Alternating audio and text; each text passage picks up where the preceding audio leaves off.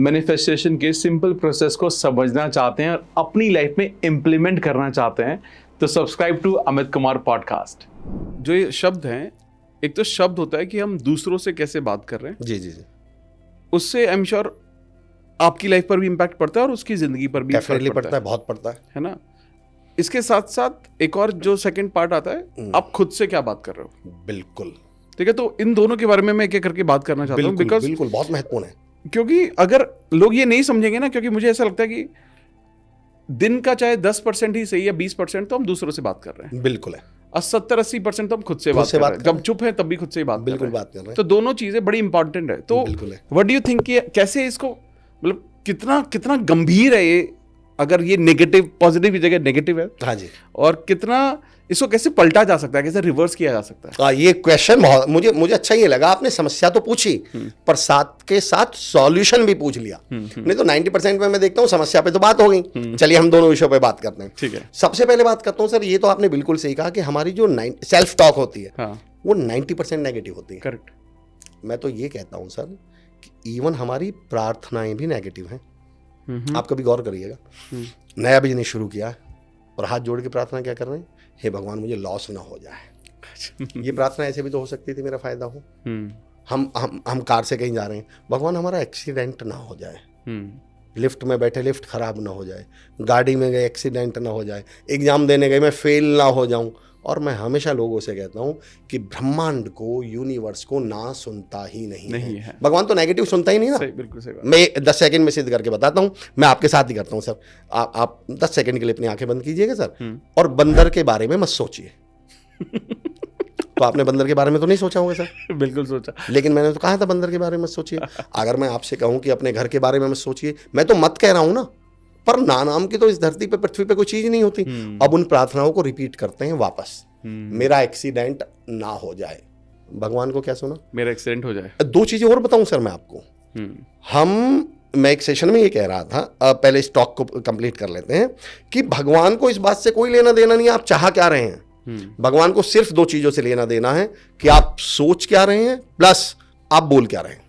Okay, मैं इस term को भी थोड़ा सा एक्सप्लेन करूंगा सर। पहले इस मुद्दे पे आ जाता हूं कि आपने कहा एक्सीडेंट ना हो जाए, भगवान को क्या सुनाई दिया, एक्सीडेंट हो जाए। और मुझे ऐसा लगता है कि भगवान एक ऐसा पिता है, वो अपने बच्चों की इच्छा जरूर पूरी करता है। फिर भगवान कहता है यार मेरा बच्चा एक्सीडेंट के बारे में बोल रहा है और सोच रहा है, चलो करवाओ भाई, मेरे बच्चे की बात गलत सिद्ध ना हो जाए। आप कहते हैं मुझे लॉस ना हो जाए, तो भगवान को ना तो सुनता नहीं। भगवान कहता नहीं यार, मेरे बच्चा सोच रहा है लॉस के बारे में, तो इसको लॉस करवाइए। मेरा बच्चा लॉस के बारे में बोल रहा है, तो इसको लॉस करवाइए। तो मैं एक प्रार्थना तो सबसे करता हूँ। आप बहुत कुछ भी नहीं कर सकते ना, कम से कम शब्द ही पॉजिटिव बोल लीजिए। क्यों बोल लीजिए, क्योंकि ये तो आपके हाथ में है ना भाई, ये तो आपके हाथ में कॉन्शियसली है। इसलिए मैं 2 चीजें यहाँ मैं बात कर रहा हूँ सर। एक तो शब्द, कि आपके हाथ में शब्द हैं, कम से कम शब्दों को तो पॉजिटिव बोलिए।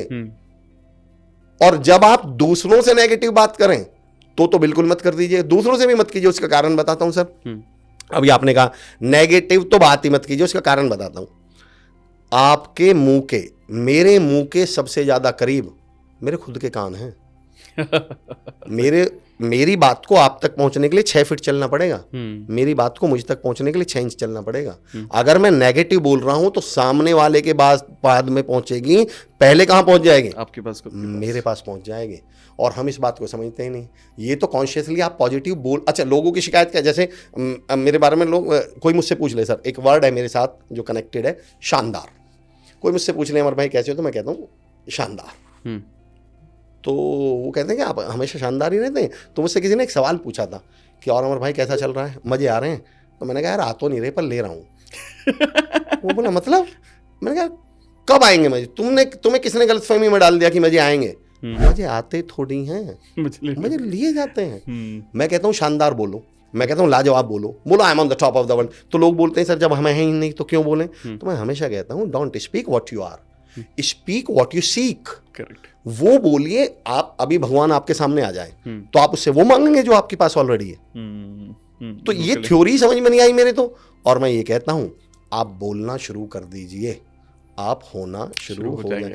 बोलना शब्द को भी अगर आप गौर करें ना, स्पीकिंग की स्पेलिंग देखिएगा सर। स्पीकिंग शब्द में लगा हुआ है किंग, राजा। ये आपको राजा बना सकती है। अगर आप बोलना सीख जाएं तो।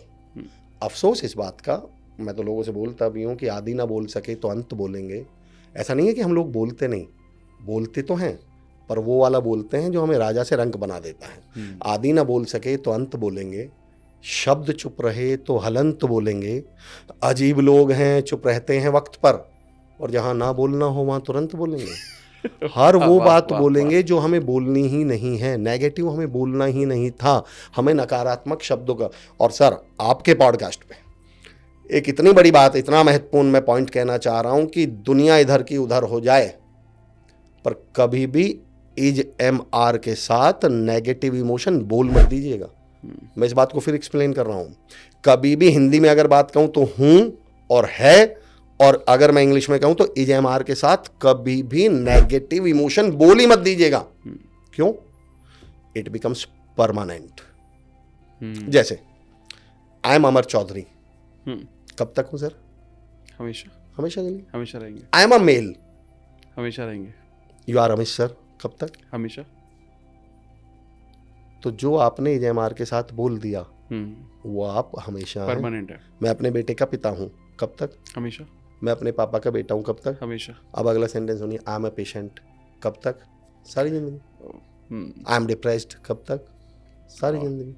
लोग इस बात को समझ ही नहीं पा रहे कि अगर आपने कोई बात इजएमआर के साथ बोल दी तो यकीन जानिए वो आपके साथ परमानेंट हो जाएगी। तो फिर क्या करें? मैं बताता हूं सर क्या करें। 2 सेंटेंस बोलता हूं, बात एक ही, सेंटेंस 2 है। मैं परेशानी में हूं, और एक सेंटेंस है मैं परेशान हूं। मैं कहता हूं आप सिचुएशन बोलिए ना, आप बोलिए मैं परेशानी में हूं।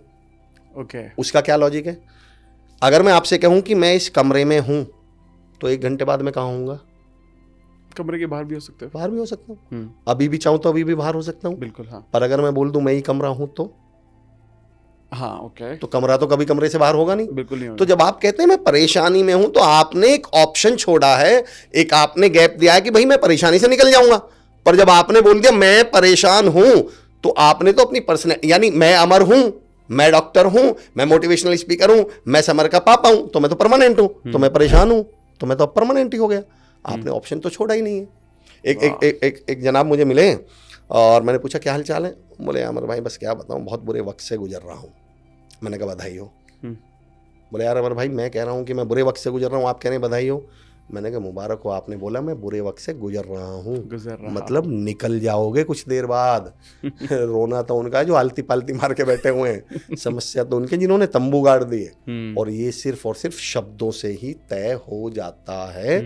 इसलिए मैं कहता हूं कि कभी भी नेगेटिव इमोशंस इजएमआर के साथ मत भूलिए। अच्छा एक बात, लोग कहते हैं कि सर हम शानदार बोलने से शानदार हो जाएंगे क्या? हो सकता है ना हो, पर मेरा एक सवाल है। आपको किसी ने वो टाइम बॉम्ब फिल्मों में नहीं दिखाते? तो उसमें एक वायर होते हैं, 2 वायर होते हैं। बिल्कुल। अब आपको नहीं मालूम कौन सा वायर काटना है। फिर भी मेरा सवाल, आप काटेंगे या नहीं? काटेंगे। क्यों? मतलब मरना तो है ही वैसे ही, पर एक वायर काटने में 50% चांसेस तो बढ़ जाएंगे। तो मैं कहता हूं जब आप शानदार कहते हैं, हो सकता है शानदार ना हो, पर कम से कम बेशानदार तो नहीं हो रहे उसके बोलने से। और जब आपने बोल दिया मैं परेशान हूं तो गारंटी हो गया अब आप परेशान तो हो ही जाएंगे। तो कम से कम आप, मैं तो हमेशा कहता हूं कि आप कौन सी, आप जिंदगी में खुश रहेंगे या नहीं, ये 2 बातों पर निर्भर करता है। आप संभावनाओं की जिंदगी जीते हैं या आशंकाओं की? आपको तय करना पड़ेगा। आप जब बोलते हैं ना मैं शानदार हूं, तो यहां आपने एक संभावना, आप नहीं भी हैं तो आपने एक संभावना छोड़ दी जो पूरी होने के अब चांस हैं। पर आप अगर आशंकाओं की जिंदगी जीने लगे तो फिर दोनों चीजें पूरी हो जाएंगी। मेरा तो ये मानना है संभावना भी पूरी होगी, आशंका भी पूरी होगी। आशंका मतलब डाउटफुल, डाउट है ना? हाँ। बल्कि आशंका में तो आ लगा हुआ है तो वो आ जाएगी। शंका आ जाएगी। तो शंका तो पक्की आ जाएगी, फिर आपको कुछ करना नहीं पड़ेगा। तो मैं इसलिए कहता हूँ कि शब्दों पे तो बहुत गौर करना चाहिए। आपने दूसरा एक शब्द बोला था, अच्छा जो हम सेल्फ टॉक करते हैं तो, अच्छा अजीबोगरीब एक बात और देखिए sir, manifestation, law of attraction. कई बार आप लोग कहते हैं ना, एक सवाल बड़ा अच्छा आप पूछते हैं कि लॉ ऑफ अट्रैक्शन, कई बार बोले लॉ ऑफ अट्रैक्शन काम नहीं करता जी। हाँ, बहुत लोग बोलते हैं। दुनिया का सबसे बड़ा झूठ। मैं सिद्ध कर सकता हूँ ऐसा कभी हुआ ही नहीं आज तक कि लॉ ऑफ अट्रैक्शन काम ना करता हो, पर हम उसको फ्रेम करना नहीं जानते सेंटेंस को। उदाहरण बताता हूँ सर कैसे। 2 ट्रक आपस में टकराए, एक व्यक्ति ट्रक से जा रहा था, उधर से एक व्यक्ति ट्रक से जा रहा था, दोनों का एक्सीडेंट हो गया। अखबार में खबर क्या आएगी? किसका एक्सीडेंट हुआ? 2 ट्रक का। ट्रक का। मेरा सवाल सर, ट्रक का हुआ था या ड्राइवर का हुआ था? हाँ मतलब हाँ, ट्रक का एक्सीडेंट कैसे हो जाए? क्या ट्रक खुद चल रहा था क्या? हाँ। क्या ट्रक सजीव है? ट्रक का एक्सीडेंट कैसे हुआ? सही सेंटेंस ये था कि 2 ड्राइवर्स का एक्सीडेंट हुआ, लेकिन क्योंकि हम उस बात को फ्रेम करना नहीं जानते तो हम क्या बोल देंगे? ट्रक। आप दिल्ली गए और वहां किसी ने जेब काट ली, अब आपके यार दिल्ली तो बहुत बुरी है। दिल्ली बुरी है क्या? वो व्यक्ति बुरा था। एक्चुअली हम व्यक्तियों को क्या बोल देते हैं? ट्रक। हम व्यक्ति को क्या बोल देते हैं? दिल्ली। मैं कहता हूं लॉ ऑफ अट्रैक्शन तो हमेशा काम करता है, वो व्यक्ति काम नहीं कर रहा जिसका लॉ ऑफ अट्रैक्शन काम नहीं कर रहा। ऐसा संभव ही नहीं है कि लॉ। अब मैं कहता हूं, उसका रीजन बताता हूं ना सर। मेरे पास एक लड़का आया जब मैं पढ़ाया करता था, बोले सर मेरे साथ बहुत बुरा हुआ, मेरे दोस्त ने मुझे धोखा दे दिया, मुझे उस जरूरत थी उसने मुझे धोखा दे दिया। मैंने कहा सेंटेंस को फिर से रिपीट करो। बोले सर मेरे दोस्त ने मुझे धोखा दे दिया। मैंने कहा अच्छा दोस्त की परिभाषा क्या है? बोले सर जो बुरे वक्त में काम आए, जो हमारी जरूरत के समय काम आए उसे दोस्त बोलते हैं। मैंने कहा फिर से बोलो।